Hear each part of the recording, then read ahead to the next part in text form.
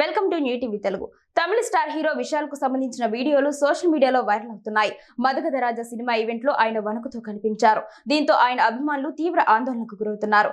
ఆయన జ్వరంతో బాధపడుతున్నారని టీం చెప్పినప్పటికీ ఆయన ఆరోగ్యం గురించి అభిమానులు వాకబు చేస్తూనే ఉన్నారు. దీనిపై సినీ నటి ఖుష్బూ ఒక క్లారిటీ ఇచ్చారు.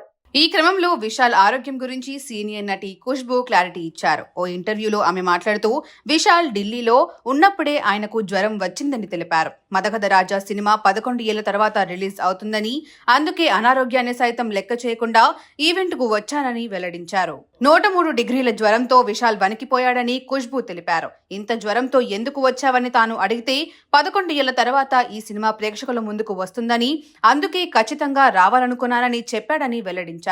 ఈవెంట్ పూర్తి కాగానే విశాల్ ను ఆసుపత్రికి తీసుకెళ్లామని, ఆయన ఇప్పుడు కోలుకుంటున్నాడని తెలిపారు. ఎవరూ కంగారు పడాల్సిన అవసరం లేదని చెప్పారు. ఈ సినిమా కోసం విశాల్ ఎంతో కష్టపడ్డాడని కితాబునిచ్చారు. విశాల్ హీరోగా వరలక్ష్మి, శరత్ కుమార్, అంజలి హీరోయిన్లుగా మదగధ రాజా సినిమా తెరకెక్కింది. ఈ సినిమాకు ఖుష్బూ భర్త సుందర్ దర్శకత్వం వహించారు. 11 ఏళ్ల తర్వాత ఈ నెల 12న ఈ చిత్రం ప్రేక్షకుల ముందుకు వస్తోంది.